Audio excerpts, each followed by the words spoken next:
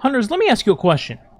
Before Well of Radiance ever existed, before the game ever became stand in one place and have 300 healing sources, did you ever feel like you were the Well of Radiance guy? In this example, I'm talking about being the Tether guy. Before there was Gathering Storm and Blade Barrage and all that, back even in Destiny 1, there was Tether. Tether used to be the main, if not sometimes the only, source of debuffing enemies in the game to provide that buff to your fire team. Tether has always been either the top thing or one of the top things to always exist as a consistency point in this game. Whether you love or hate playing Night Stalker, you always wanted it, and sometimes you needed it. And to this day, it's still one of the best ways to go about damage phases versus bosses in Destiny 2. So I'm sure this idea pops into a lot of people's minds. Well, sometimes I gotta play Tether. But if I'm gonna play Tether, is there ever going to be a way for me to feel like I'm doing the big juicy damage that I can see from things like Celestial Nighthawk, Gathering Storm with Star Eaters, Blade Barrage with Shards of Galanor, and so on? And that is my video topic for today. Specifically, a build catered around you being the support player, still helping your fire team get the job done in the end with debuffing, but also still having an output of damage where it's very respectable or sometimes just straight up out-damaging other people on your team. And to accomplish this, we're going to be using a certain exotic. But it's not Orpheus Rigs or Gerfalcons or any other flavor of void that you're probably thinking of. The exotic I'm referring to is going to be Foe Tracer. Foe Tracer, for the longest time in this game's lifespan, was thought to be borderline useless or an afterthought, until Bungie finally eventually changed the perk on Foe Tracer. And now it states, damaging a powerful combatant or guardian, we don't care about that, with an ability grants you a temporary bonus to weapon damage matching your subclass type. In simple terms, what this means is Foe Tracer goes above the threshold on your boots, which would normally be 3 weapon surges, and goes to 25% instead of 22%. Now, this might not seem like much, but over time and a long damage phase and exhausting your heavy weaponry, this actually adds up to a decent amount of damage. And wouldn't you know it, this season, Bungie released a Void heavy slot weapon that is arguably the best heavy weapon currently in the game. Wow, what a coincidence. Now we can debate day and night what the true god roll of an Edge Transit is, but the fact of the matter is, Edge Transit is simply busted. And it's one of the most busted weapons in the entire game, if not the best thing. And we can combine this with Foe Tracer. For those curious at home, by the way, what constitutes as an ability when using Foe Tracer? Well, luckily for us, Hunters can use all 3 of their abilities to activate Foe Tracer. This means your Smoke Grenade, your Actual Grenade, and yes, even just proccing Tether will activate Foe Tracer. So I'll go over the full build breakdown here in a second. I do just want to show you guys a clip as an example of the damage. So in this clip you're going to see in a second here, I am using a Night Stalker with Foe Tracer, Edge Transit, and obviously using my Tether. And then opposite of me is going to be a Golden Gun Hunter using Edge Transit and the same role as well. Now, one thing to keep in mind here, and I need to be very clear about this, is the point of this is not to show that this is better than an offensive hunter in terms of DPS, like Golden Gun or Gathering Storm, but it's to show that you can keep up, or at the very least put in good damage, while still being a support player. With that being said, here's the clip.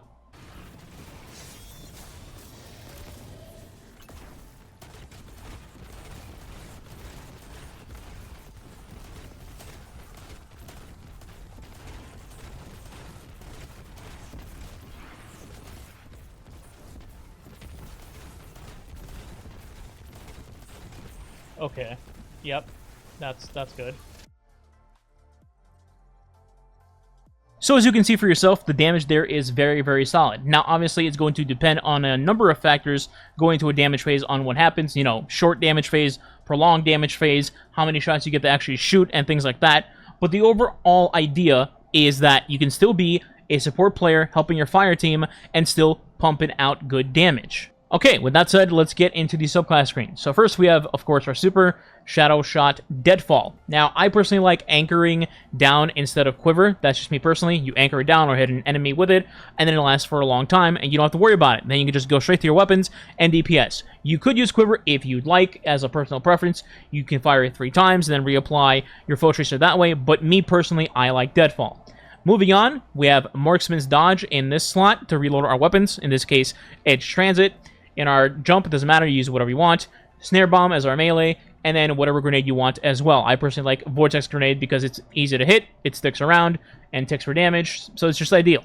For aspects, we have Vanishing Step and Trapper's Ambush. Now, technically speaking, if you want to swap out Vanishing Step for a Stylish Executioner, that's totally fine, up to you. I personally would just keep Trapper's Ambush just so that you can throw your Smoke Grenade, damage an enemy, and weaken them as well once Tether is gone as another source of weakening, plus reapplying Full Tracer. As for our fragments, going left to right, we have 4 fragments here. The first slot is going to be Echo of Starvation, which says, picking up a Void Breach or an Aura of Power grants Devour. One of the easiest things to do in this game is to just make an Aura of Power, and then you get one of the most broken effects in the game in Devour, instant healing every single time that you get a kill once you have it procced. And also, while we're on the subject, next season potentially will be a Void-oriented season, which might make this even more busted because that will make making Void Breaches much easier on top of just orbs for your Devour. Second fragment, we have Echo of Undermining, which is your Void Grenades turn into Weaken Grenades, so you can just weaken targets with that as well. So essentially, your Smoke, your Grenade, and your Tether all will weaken targets and apply the effect with Full Tracer. Number 3 is Echo of Persistence. Your Void buffs applied to you, Invis, Overshield, or Devour, have increased duration, especially good for Devour in this case. And finally, Echo of Reprisal. Final blows when surrounded by combatants grants you Super Energy. Super easy to proc, gets you to your Tether faster, so it's just a nice, easy fragment to put in that slot. But you could swap this out for whatever you'd like. It's not a mandatory slot, in my opinion. Now, as far as our weapons go, the Kinetic slot, you could pretty much do whatever you like here. Kinetic slot is just that. It doesn't have Void weapons in there, so it doesn't matter. The other 2 slots, ideally, if you can, you should slot in Void weapons just because this is a Void-oriented build. Unless you're doing activities where there's like champions and you need stunning weapons for those champions, then your energy slot can go to whatever you need. In the heavy slot, you should absolutely go Void, though. Now, I obviously talked about Edge Transit, as it's one of the best weapons in the game, and it's perfect for this build. But if you're, somebody who just came into the game kind of recently, and you don't have a God roll, or you just haven't gotten Edge Transit yet, you can technically still put in a different weapon into this slot, as long as it's Void. Here's some replacement calls in case you don't have Edge, or a good Edge, at least. Number 1 is going to be Regnant. It's a craftable weapon at the helm, currently in the Year of Lightfall. Go to the War Table, and also do the Psyops Battleground activities. To get it, it's a Void GL, same slot, heavy slot. It rolls Envious Assassin and Explosive Light. Pretty good, not quite as good as Edge, but still very solid. Next is Doom Petitioner. It is a Void Linear Fusion Rifle that can be crafted this season in Season of the Wish at Ribbon, or go to the Coil and farm it there as well. Once you do craft it, you can get Envious Assassin or Reconstruction in the 3rd column, and then Surrounded or Precision Instrument in the 4th column. To give you the short and simple of Precision Instrument, it's the equivalent of bait and switch without having to use 2 other weapons. You shoot 6 shots, and you get a 30% damage buff. Now, 6 might sound like a lot, except it's a 3-burst linear, which means you're really shooting off 2 shots, and you're at 30% almost immediately. And the last weapon is going to be Falling Guillotine, because it's just simply very accessible now with Onslaught in the game, and you can get double damage perks on the sword as well. You have Frenzy and Vorpal in the 3rd column, and then Surrounded or Whirlwind Blade in the 4th column, or if you want to go the other route of getting Relentless Strikes instead, that's totally fine too. Overall, it's just a very solid Void sword, and very farmable going to final shape. Lastly, let's go over the mods in the armor. And by the way, I would normally mention the artifact here, but the artifact doesn't really pertain to anything Void shenanigan related this time, and we have like less than a week away from final shape, so nothing really worth mentioning there. So, for the armor though, we're going to go from top to bottom, starting from top with the helmet and going down. We have 3 mods in this slot. Number 1 is going to be Heavy Ammo Finder, pretty self-explanatory. Number 2 is going to be Radiant Light. When you cast a Super, in this case Tether, your nearby allies also increase their current armor charge by 1, so essentially it means their surges become live immediately, even if they don't pick up the orbs from your Tether. So, just more support. And then lastly, we have Harmonic Siphon. Rapid Void kills will give you an Aura of Power, just another way to proc Devour, our weapon surges, etc. In our gloves, we have 3 mods. Number 1 is Momentum Transfer, causing damage with a grenade reduces your melee cooldown for your smoke. Number 2 is Bolstering Detonation, grants class ability energy when you cause damage with a grenade.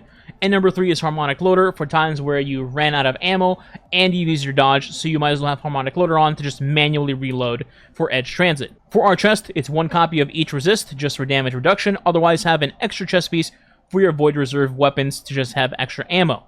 In your boots, surprise, it's going to be 3 Void Weapon Surge mods to increase our damage. And lastly, for our class item, we have 1 copy of Bomber, reduce grenade cooldown when using your class ability, 1 copy of Powerful Attraction to pick up orbs anywhere on the ground to give us our surges, and 1 copy of Time Dilation just to extend our armor charge decaying timer so you get more damage buff time to get your ammo out. And to close this out, I just want to talk about the rotation a little bit, just to make it a little bit clear, I suppose. So going to a boss damage phase, assuming you're copying this 1-for-1 for Edge Transit or a different bait and switch weapon, I guess. Going to the damage phase, you're going to want to start off with your kinetic and your energy weapon on the boss, hit them once each, then fire your tether at the boss, and activate Foe Tracer. After that, you can switch to your heavy weapon, which in this case would be Edge Transit, and start wailing on them with Edge Transit with your Foe Tracer already live because of tether. And then keep firing your Edge Transit until your Envious runs out, or your Cascade runs out, or your Dodge Reload runs out. And after that, you just reset, go back to your other weapons, go 1-2 again, and this time you fire off your either Grenade or Smoke to reapply Foe Tracer, and then go back to your Edge Transit to finish off the damage phase. Alright, that is it. I will, as always, leave the build for the dim link below in the description, and while you're there, you can follow the other social media platforms on there. They're all free, by the way, just saying. Other than that, let me know what you think. Hopefully you enjoyed this video, and if you did, please consider subscribing today. It does help the channel grow, is much appreciated, and it will help us get to 40k, which we're very, very close to. And if you want to go the extra mile, you can leave a like and or comment below as well. If you don't know what to comment, you can leave Foe Tracer as the comment. Thanks for watching. As always, I'll see you next time, and I'll get to the Arc Hunter build very soon, I promise, okay? Gathering Storm enjoyers, stay tuned. Alright, goodbye.